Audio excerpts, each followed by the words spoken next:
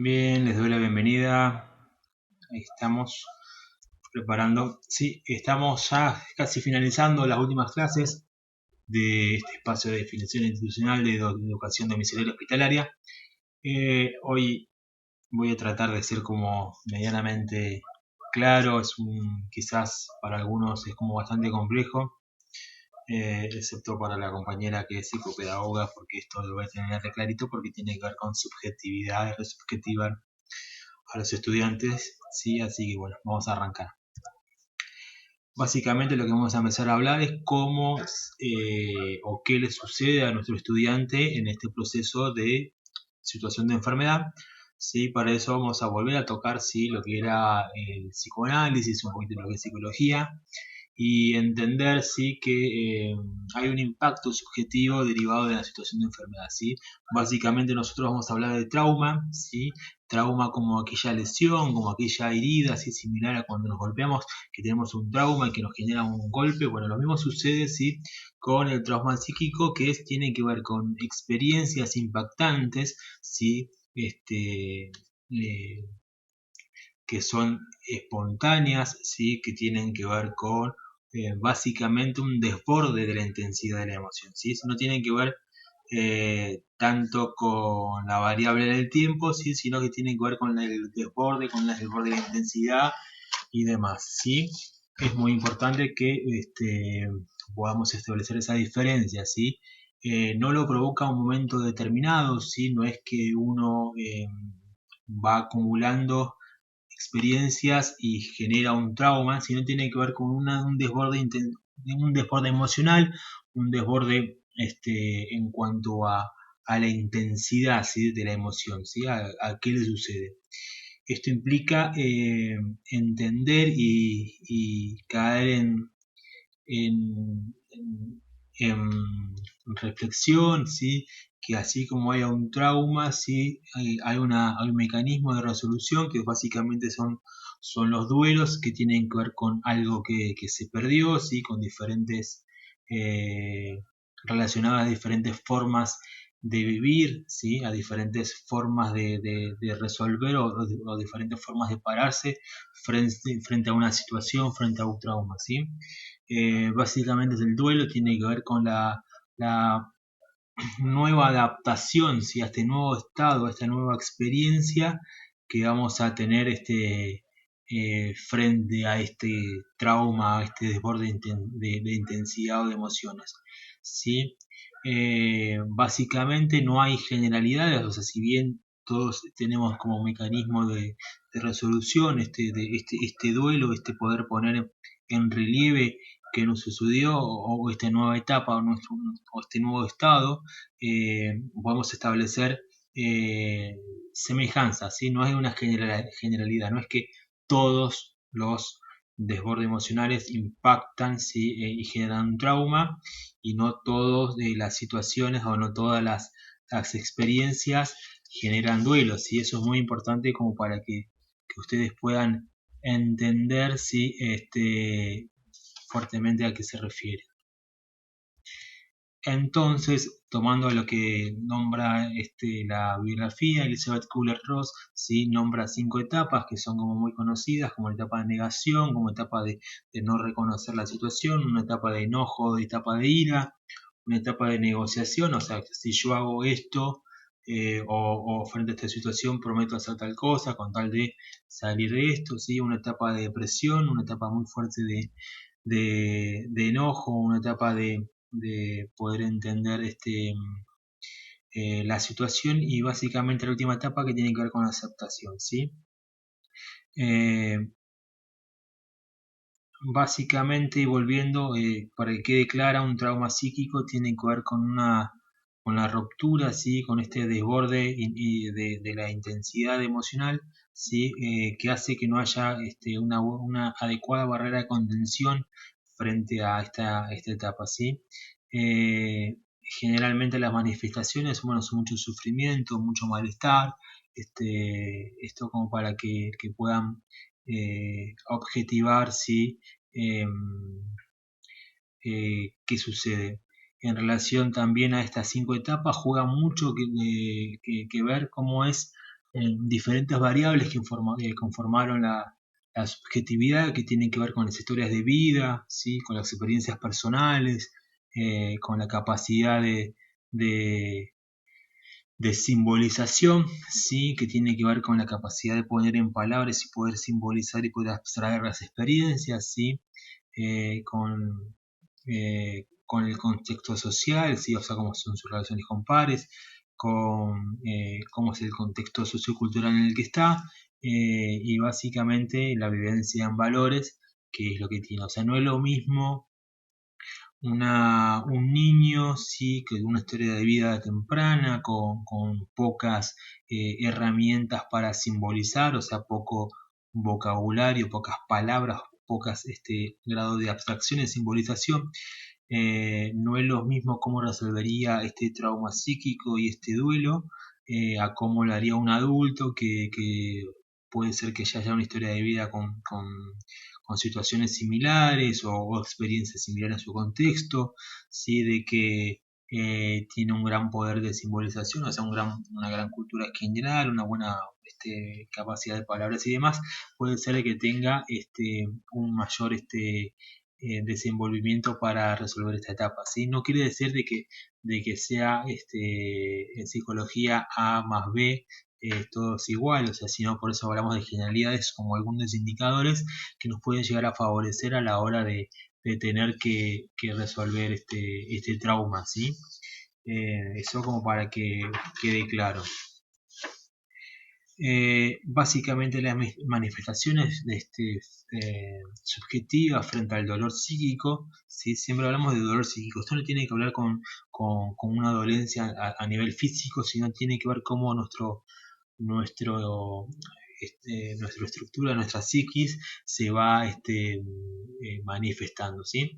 Frente a una enfermedad orgánica, generalmente hay sufrimiento psíquico, o sea, generamos, ¿sí? Tensión, ¿sí?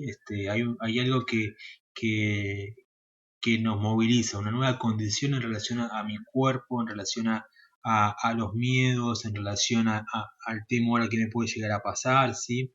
A inquietud, a esta nueva, este nuevo estado, este nuevo estadio en el que estoy ahora inserto a través de esta nueva enfermedad orgánica.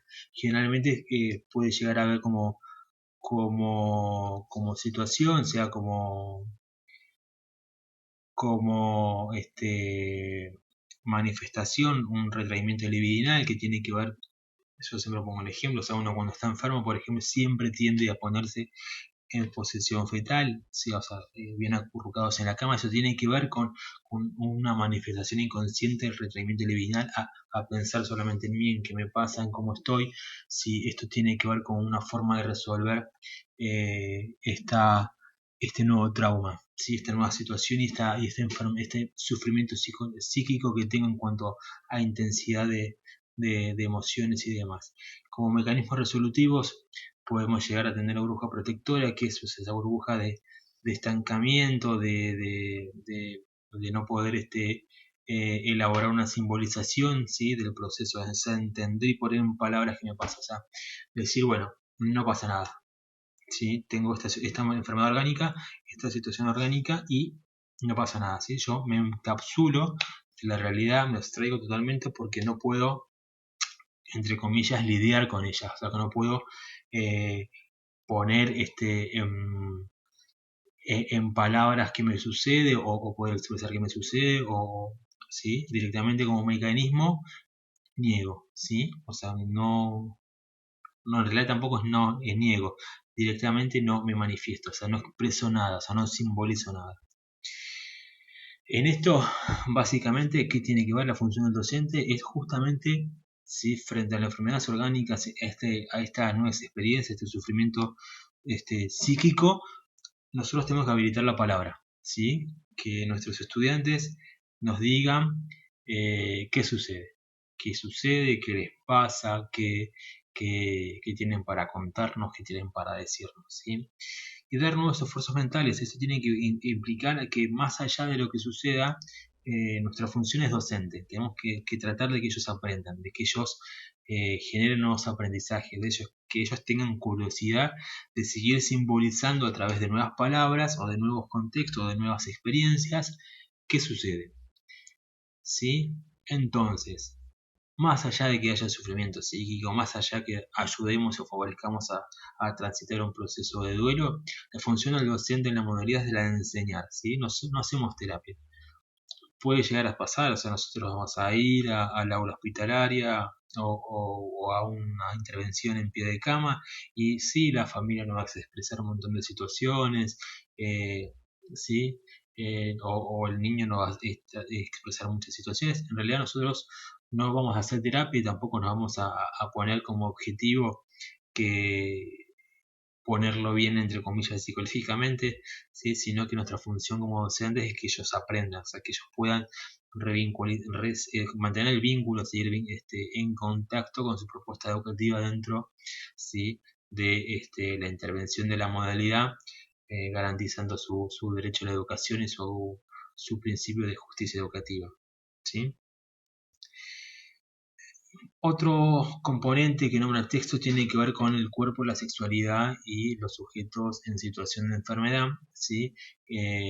Fuertemente tomamos el psicoanálisis, ¿sí? Como una definición de organismo biológico y el cuerpo entendido como fuente de placer, dolor, intercambio con el otro, inclusive palabras con el otro, a favor de de esta subjetividad, ¿sí?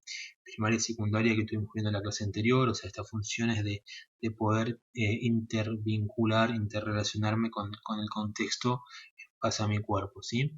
¿Qué sucede y por qué es importante poder tomar, ¿sí? el cuerpo como lugar? Porque en la dinámica hospitalaria el cuerpo es manipulado, ¿sí? por profesionales de salud y ellos en situación tienden a desnaturalizar el cuerpo, o sea, como viene una enfermera, en la dinámica hospitalaria, imaginémonos, viene una enfermera, coloca el suero o una medicación, se retira, entra el doctor, revisa, se retira, si es un colegio, donde, si es un hospital donde hay residentes y hay intervenciones de residentes, puede ser que venga más de un médico a visitarnos y haya toda una situación como de desnaturalizar, o sea, esto del cuerpo, de pedir permisos, del respeto entre lo público y lo privado, o sea, esto de cuándo me puedo exponer o cuándo no, o sea, estas situaciones que a veces juegan en lo sincrónico, en la dinámica hospitalaria o algún efector de salud, juegan mucho, ¿sí? Por eso es muy importante que lo tengamos en cuenta. Bien, básicamente, ¿cuál es la función de la modalidad? ¿Sí? Y ahora entramos fuertemente ya, y espero no haberlos agotado con lo que tenía que ver con domicilio hospitalario. ¿Sí? La función de la modalidad, ¿sí? Básicamente vamos a tratar de hacer como 6 indicadores a tener en cuenta. ¿Sí? Primero es definir la estrategia de trabajo más adecuada para cada caso. No hay recetas. Si no es lo que yo utilice acá, me va a servir para otra situación, o sea, otra situación. O sea, lo que me sirve en un domicilio, me sirve para ese domicilio y no para otro. O lo que me sirve en un aula hospitalaria no me sirve para después para un contexto hospitalario de pie de cama. O sea, cada situación me va a definir estrategias nuevas, porque acuérdense que nosotros vinculamos este alumno que está en situación de enfermedad con su escuela de referencia, o sea que vamos a aplicar, puede ser que con algunos utilicemos el mail, con otras directamente solamente comunicaciones telefónicas, o sea, hay que definir cada estrategia para cada situación, ¿sí? Es importante entender, ¿sí? a espacios de encuentro, ¿sí? ¿Dónde va a ser? Si va a ser en el domicilio hospitalario, si va a ser en el domicilio, ¿en dónde? ¿Sí? ¿Qué lugar? ¿Sí? O sea, qué espacio físico voy con el cual voy a contar para hacer mi intervención educativa, ¿sí? Los contenidos. ¿Qué contenidos voy a darle a mi estudiante para que pueda seguir aprendiendo, para que pueda seguir subjetivando, que pueda seguir generando nuevos caminos, nuevos aprendizajes? Y los tiempos. ¿Cuáles van a ser los tiempos? ¿Qué momentos? ¿En qué horario? ¿Cuánto va a ser la duración de la jornada? ¿Sí? Es muy importante. Atender las características del alumno, o sea, qué situación está mi alumno en situación de enfermedad, ya tanto sea a nivel aprendizaje, a nivel cognitivo, o sea, cuál es su estilo de aprendizaje, o qué información cuento, en base a qué sabe, a cómo aprende, o sea, qué me puede informar la escuela en relación a este niño, a este adolescente en situación de enfermedad. Y también atender a qué enfermedad orgánica atraviesa, porque si tengo que tener algún cuidado en especial o atender alguna característica en especial. Proveer siempre espacios de creatividad y construcción, o sea, todo espacio, toda intervención tiene que ser educativa, tenemos que trabajar con nuevas actividades, nuevas experiencias, o sea, no podemos mudar el plano gráfico figurativo, la fotocopia que tenemos en el aula y llevarla al hospital, porque no nos va a dar los buenos resultados, porque hay toda una experiencia así subjetiva de este niño, de este adolescente en situación de enfermedad, que va a hacer de que no estés predispuesto a aprender de la manera tradicional o de la manera que lo haría cotidianamente, porque él, ¿sí? Está atravesando un proceso, está atravesando un duelo, está atravesando diferentes etapas, o sea, nosotros tenemos que darles experiencias nuevas, creativas, trabajar mucho a partir de lo lúdico, ¿sí? A partir mucho de lo terapéutico, pedagógico, ¿sí? De lo recreativo, o sea, trabajar mucho en el sentido de generar nuevas experiencias para que en ese ratito, en esa intervención, ¿sí?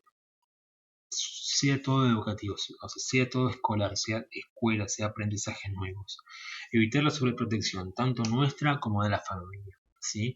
Que nosotros estemos interviniendo y que la familia esté presente, no siempre es necesario, o sea, hay que evitar mucho la sobreprotección, aparte porque si hay sobreprotección excesiva, obstaculiza el duelo, obstaculiza a que este niño pueda tener una buena elaboración del duelo. Entonces, ¿qué vamos a hacer? Que el alumno pase de la vivencia, que va a ser nuestro trauma psíquico, a la experiencia, que va a ser la simbología, o sea, los símbolos. Que esto que vive, de esto que en él pasa, lo pueda simbolizar, lo pueda resubjetivar, ¿sí? ¿Y para qué, cómo voy a hacer eso? A través de la habilitación de la palabra, de que nos pueda contar, de que nos pueda decir, ¿sí? Frente a las rupturas de escenarios, ¿sí? Frente a la ruptura de experiencias, de situaciones, de esto nuevo que me sucede, de esta enfermedad orgánica que atraviesa, que me genera todo un retraimiento libidinal y todo nuevos desafíos, o sea, poder generar, a ver, y volver a sentirme yo, ¿sí? Es necesario que pongamos la palabra, la voz, la mirada e incluso los silencios, o sea, que no nos persiga, ¿sí? Los 40 minutos que aprenda, ¿sí? O sea, que o yo tres actividades y que haga las tres actividades, y no escuchar y no poner las palabras, y no escuchar y no prestar la voz, y no jugar con las miradas y sentir y hacerlo sentir, ¿sí? Que la experiencia es educativa y un poco más, o sea, tiene que ver con la posibilidad de jugar, con la posibilidad de, de predisponerlo a aprender, ¿sí? No solamente de caer, cumplir e irme. ¿Sí? Juega mucho con el desafío y cómo uno puede vincularse y puede favorecer para resubjetivar, para que se vuelva a sentir, ¿sí? Uno, ¿sí?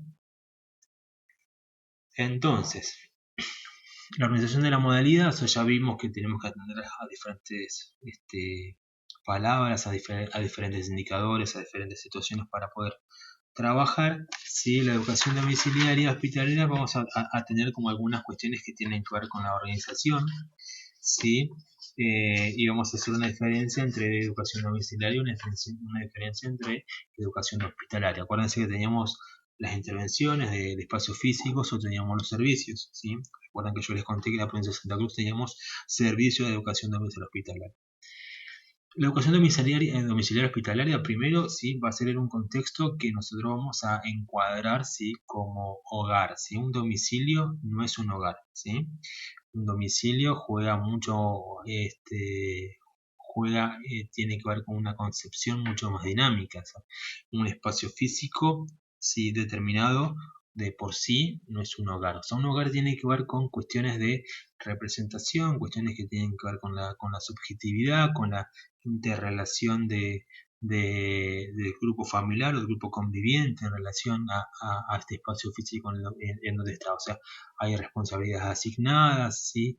En esta dinámica cotidiana. O sea, tiene que ver con poder entender un cuatro paredes, ¿sí? Con una dinámica particular. O sea, ustedes están en su hogar, o sea, tienen su hogar, los caracteriza porque se relacionan con diferentes personas, con las que tienen un grado de afinidad, que cada uno tiene su implícita o explícitamente, tiene diferentes tareas que hacer, hay diferentes roles, o sea, eso juega mucho con un hogar. Entonces, eh, eso tiene que ver con lo que vamos a trabajar. O sea, nosotros vamos a trabajar en un contexto dinámico, o sea, en este contexto que puede ser diferentes lugares, o sea, ¿sí? Puede ser su hogar, su casa, espacio físico casa, porque estamos, es acá, si vamos a elegir en Río Gallegos, está en Río Gallegos, y trabajamos en su domicilio acá en Río Gallegos, en su casa, a, está derivado en la ciudad de Buenos Aires, pero es una internación ambulatoria, entonces permanece en un hotel, ¿sí? Ese espacio físico va a ser la intervención de la educación domiciliaria. O sea, ese domicilio va a ser su hogar momentáneamente, transitoriamente, y es el que nosotros tenemos que respetar. ¿Sí? ¿Cuál es el desafío más grande? ¿Sí? La limitación de espacio físico. O sea, nosotros vamos a un espacio determinado, ¿sí? Que no está preparado para dar clases. ¿Sí? Está preparado para vivir, o sea, como grupo familiar. Entonces, esa es la principal dificultad. O sea, yo voy a tener algunas limitaciones en cuanto a acceso, por ejemplo, a Internet. O sea, no sé si el domicilio va a tener Internet o no.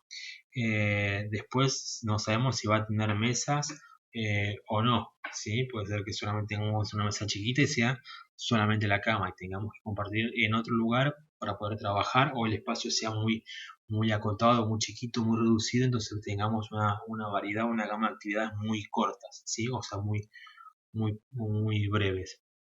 Eh, Tiene que ver con los materiales. O sea, yo no estoy acotado también en contar con la cantidad de materiales, porque si yo tengo que trasladarme hasta el domicilio, no puedo ir con todas mis carpetas, con todos mis afiches, con todos mis insumos para poder trabajar, ¿sí?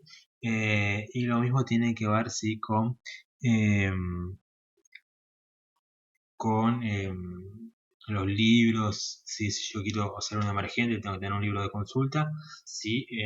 También no puedo llevar toda una biblioteca andante y irme al domicilio con esto. El encuadre de trabajo es muy claro, o sea, nosotros hay unas líneas de circulares puestas desde la dirección de domicilio hospitalaria. Eh, lo que hace la modalidad es un acuerdo entre partes, ¿sí? Entre la familia y el servicio de la modalidad. Va un docente, el docente nunca puede estar solo, ¿sí? En este establecimiento de acuerdo se establece un horario, un espacio destinado físicamente, los recursos que están disponibles, y siempre va a estar la presencia de un adulto, ¿sí? Dentro de, de las intervenciones. O sea, yo voy a ir a un domicilio a trabajar, ¿sí? A dar una oferta educativa, tiene que haber un adulto presente, ¿sí? Eh, las carpetas, o sea, el trabajo, el material didáctico va a ser provisto por la escuela de referencia, y básicamente lo que vamos a hacer es tratar de incorporar después al finalizar a nuestro alumno a su propuesta de educación común. La relación de la educación domiciliaria y hospitalaria, perdón, es la que se ofrece dentro de los efectores de salud, que puede ser un hospital, clínicas, CENIN, la configuración que ustedes quieran. Y lo particular que tenemos es que nosotros tenemos una gramática escolar y una gramática hospitalaria, que tiene que ver con cómo funcionan las dinámicas. O sea, nosotros en la dinámica escolar tenemos la función implícita de los timbres, de las carpetas, del aula, del espacio físico. Lo mismo funciona en las gramáticas hospitalarias, donde está puesto el el lugar a la dinámica de cuándo va el enfermero, cuándo no va, o sea, a quién entra, a quién no entra, la simbología de quién es médico o enfermero ahí adentro. O sea, tiene que ver todo con construcciones en relación a cómo funciona, ¿sí? Vamos a encontrar tres contextos que son el aula hospitalaria, ¿sí? La sala, ¿sí? Que tiene que ver con habitaciones compartidas y pie de cama. Eh, Básicamente, el aula hospitalaria es un grupo conformado y un espacio físico determinado para trabajar.